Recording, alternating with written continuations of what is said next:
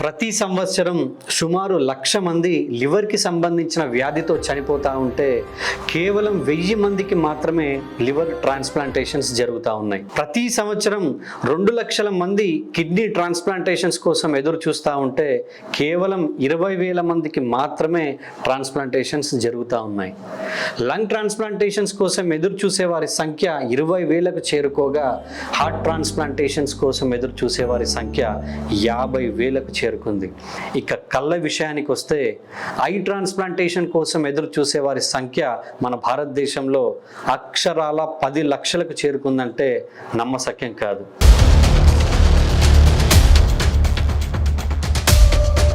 USA, Spain, Sweden, Croatia వంటి దేశాల్లో 26 నుండి 36% మంది ప్రజలు ఆర్గాన్స్ డొనేట్ చేయడానికి ముందుకు వస్తూ ఉంటే స్వచ్ఛందంగా మన భారతదేశంలో మాత్రం కేవలం 0.8% మంది మాత్రమే ముందుకు రావడం చాలా బాధాకరమైన విషయం.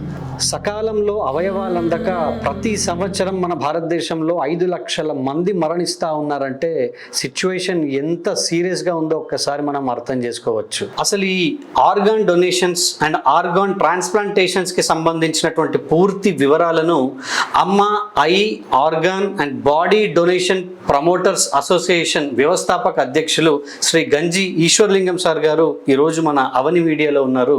సో ఒక్కొక్కటిగా పూర్తి వివరాలను తెలుసుకునే ప్రయత్నం చేద్దాం. నమస్తే సార్. నమస్తే. కంప్లీట్ హ్యూమన్ బాడీకి సంబంధించి రకరకాల డొనేషన్స్ ఉన్నాయి సార్. అంటే చర్మదానం అని, అవయవ దానం అని, నేత్రదానం అని, శరీర దానం అని. సో ఇలా ఒక్కొక్కటిగా మనం తెలుసుకునే ప్రయత్నం చేద్దాం. ముందుగా నేత్రదానం అంటే ఐ డొనేషన్ గురించి మనం తెలుసుకునే ప్రయత్నం చేద్దాం సార్. సో ఈ నేత్రదానం అంటే ఏంటి అసలు? నేత్రదానం అంటే చనిపోయిన వ్యక్తి యొక్క కంటి కార్నియా భాగాన్ని, నల్లగుడ్డు మీద ఉన్న తెల్ల పొరని దాని కార్నియా అంటారు, దాన్ని తీస్తాము చనిపోయిన 6 గంటల్లో. సో ఈ నేత్రదానం అసలు ఎవరెవరు చేయొచ్చు అండ్ చనిపోయిన ఎన్ని గంటల లోపు చేయాలి సార్? నేత్రదానాన్ని 1 ఇయర్ బేబీ నుంచి 100 ఇయర్స్ వాళ్ళు చేయొచ్చండి. బీపీ ఉన్నా, షుగర్ ఉన్నా, హార్ట్ పేషెంట్ అయినా, కిడ్నీ పేషెంట్ అయినా, లివర్ పేషెంట్ అయినా, కళ్ళజోడు వాడుతున్న కంటి ఆపరేషన్ అయినా నేత్రదానం చేయొచ్చండి. అంటే సో ఈ ఐ డొనేషన్ చేయాలనుకున్న వ్యక్తి ముందుగా తీసుకోవాల్సిన జాగ్రత్తలు ఏమైనా ఉంటాయా సార్? ముందు జాగ్రత్తగా చనిపోయిన తర్వాత మాత్రము ఆ చనిపోయిన వ్యక్తికి ఇంట్లో చనిపోతే ఫ్యాన్ ఉంటే ఆఫ్ చేయాలి, ఏసీ ఉంటే ఆన్ చేయాలి, నెత్తికి తలగడ పెట్టాలి, ఐస్ ప్యాకెట్ పెట్టి కానీ లేదా తడిగుడ్డ కానీ పెట్టాలి. నేత్రదానం అంటే కళ్ళు మొత్తం తీస్తారా సార్, లేకుంటే అందులో ఏదైనా ఒక పార్ట్ ని మాత్రమే తీస్తారా? చాలా మందికి కన్ఫ్యూజన్ ఉంటుంది. అసలు చాలా మంది కన్ఫ్యూజన్ ఉందండి. నేతలు అంటే అన్ని కనుగుడ్డు మొత్తం తీస్తారు, రక్తం అంతా కారుతుంది. అది కాదండి. ఓన్లీ కంటి నల్లగుడ్డు మీద ఉన్న తెల్ల పొర మాత్రమే తీస్తాం. దాన్నే కార్నియా అంటారు. అది ఎప్పుడు ఎక్కడ చనిపోతే అక్కడే తీస్తాం 6 గంటల లోపు.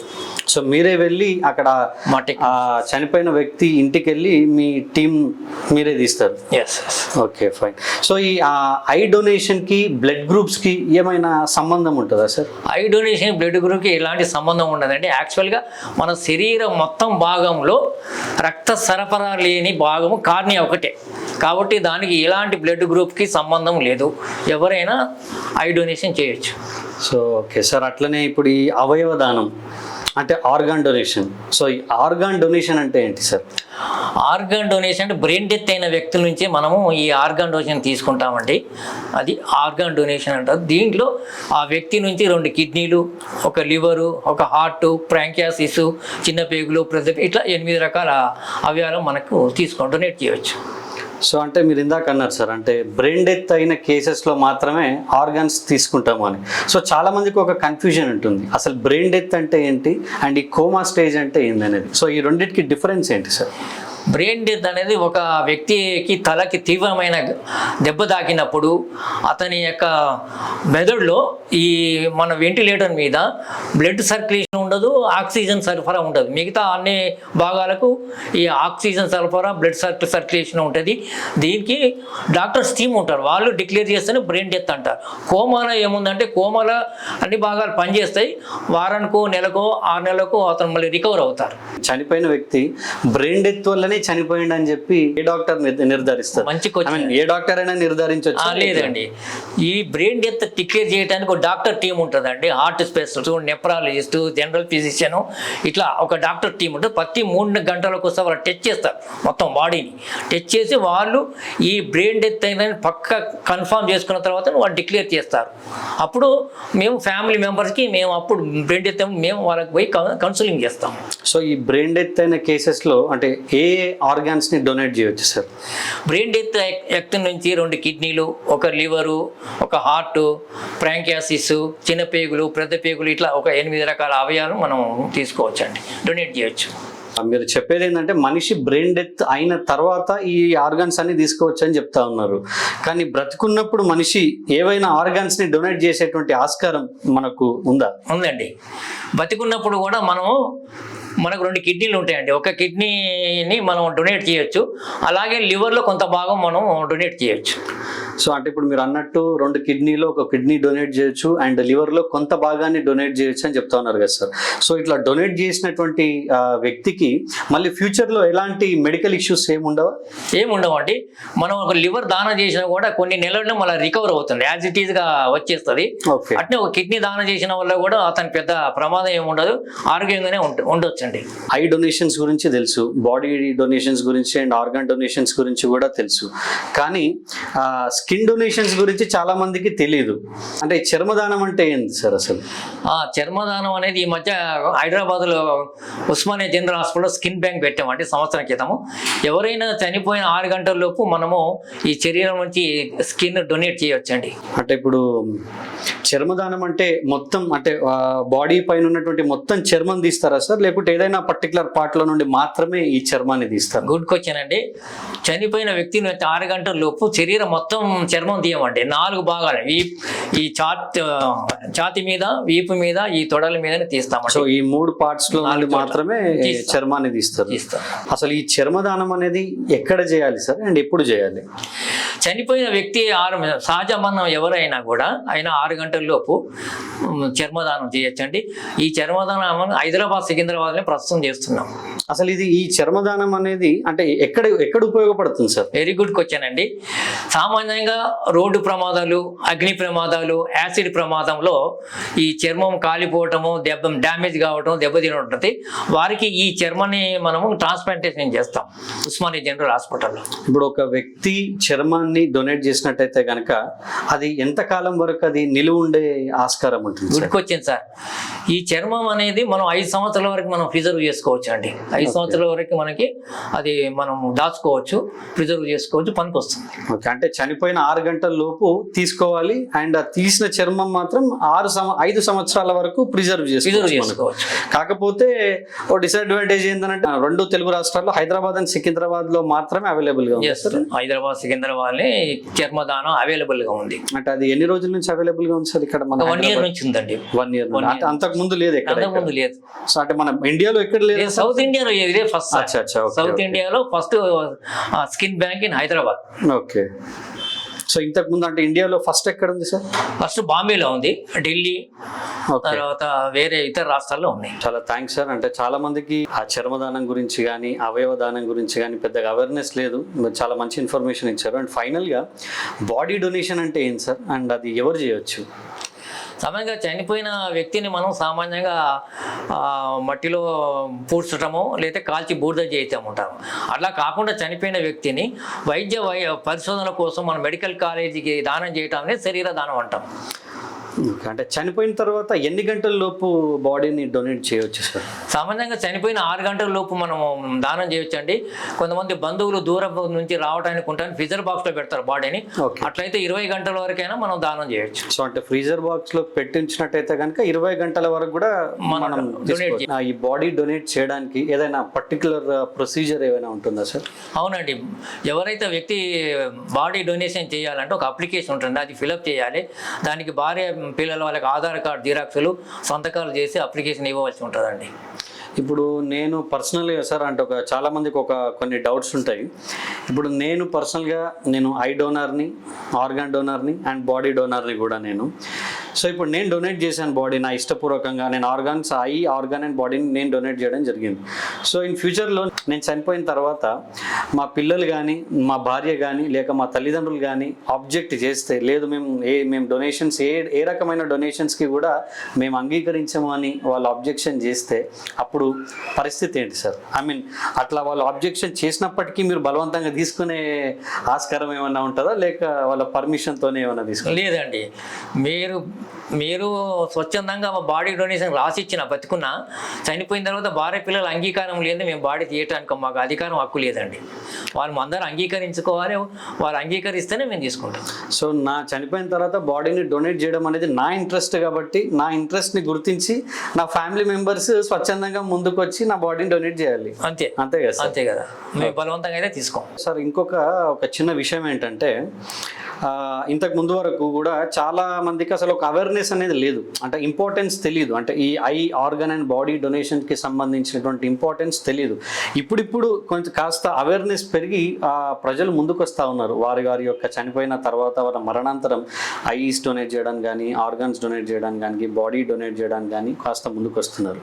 కానీ ప్రాబ్లం ఏమొస్తుందంటే, కేవలం 1% మంది పేదవారికి మాత్రమే గవర్నమెంట్లో ఈ ట్రాన్స్ప్లాంటేషన్స్ అనేటివి జరుగుతూ ఉన్నాయి. అండ్ 99% లక్షాధికారులకు, కోటీశ్వర్లకు మాత్రమే ప్రైవేట్లో జరుగుతుంది. అసలు దీన్ని ఎట్లా చూడాలి సార్? దీనికోసమనే తెలంగాణ జీవనదాన్ ఏర్పడిందండి.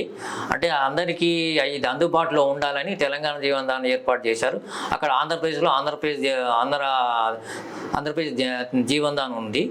ఎవరైతే చనిపోతే మనం ఇక్కడ ఈ తెలంగాణ జీవనదాన్ని రిజిస్ట్రేషన్ చేసుకుంటారు. వాళ్ళు సీరియల్ ప్రకారం వెయిటింగ్ లిస్ట్ ప్రకారం ఇస్తారు.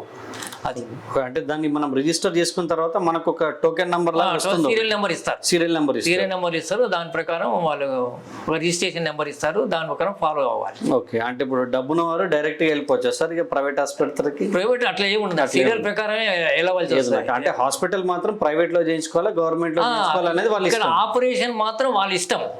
గవర్నమెంట్ లో చేసుకుంటారా, ప్రైవేట్ లో చేసుకుంటారు, దాన్ని బట్టి దానికి అయ్యే కాస్ట్ పెట్టుకోవాల్సి వస్తుంది. మనం కానీ ఆపరేషన్కి అయ్యే ఖర్చు మనం పెట్టుకోవాల్సి ఉంటుంది. కానీ ఇప్పుడు ఆర్గాన్స్ మాత్రం సీరియల్ నెంబర్ వైజ్ వస్తాయి. సీరియల్ నెంబర్ ప్రైవేట్ లో చేయించుకున్నా, గవర్నమెంట్ లో చేయించుకున్నా సీరియల్ నెంబర్ వైజ్ వస్తాయి. ఓకే సార్ మీ ఇప్పుడు ఈ అమ్మ I organ and body donation promoters association start చేసి ఎన్ని రోజులు అవుతుంది సార్?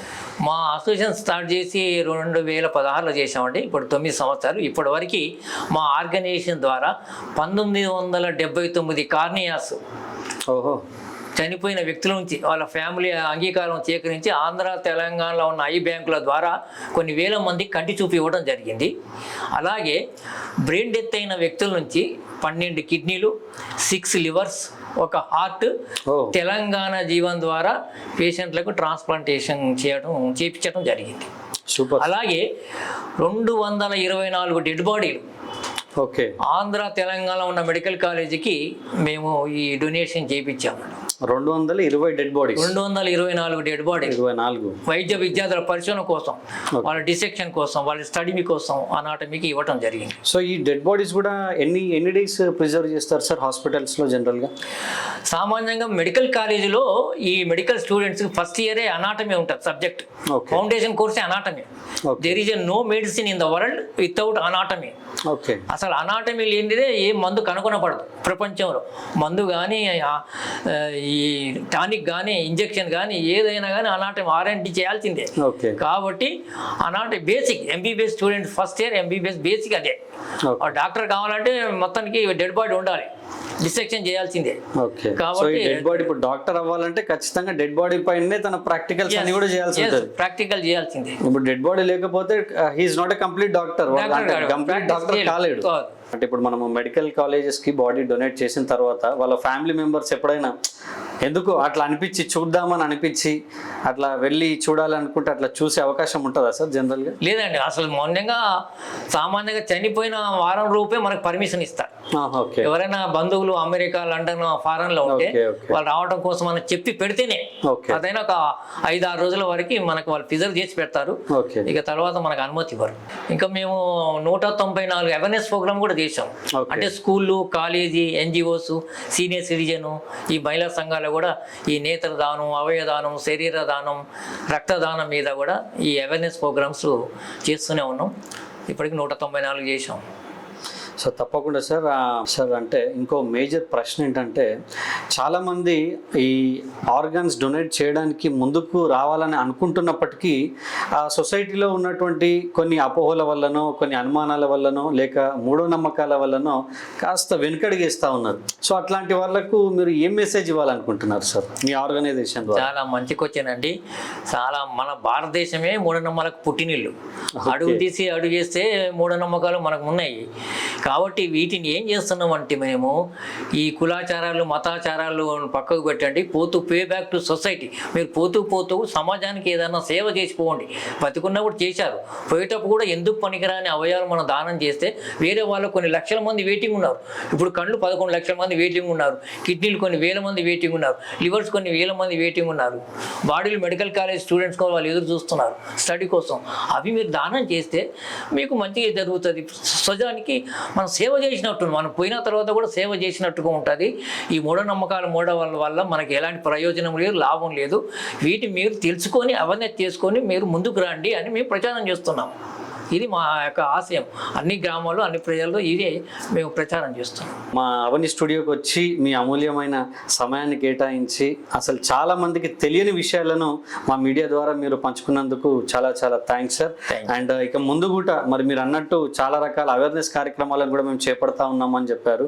సో మాకు కూడా అవకాశం మీ ఆర్గనైజేషన్లో ఏమైనా ఇస్తే ఖచ్చితంగా మేము కూడా మీ ఆర్గనైజేషన్లో కలిసి పనిచేయడానికి మేము సిద్ధంగా ఉన్నాం సార్. చాలా సంతోషం సార్. మాకు మీరు ఎప్పుడు ఆహ్వానిస్తాం. మేము ఎవరైనా యూత్ను ఆహ్వానిస్తాం. ఎందుకంటే యూత్ ముందుకు వస్తేనే చాలా అవేర్నెస్ బాగా పెరుగుతుంది.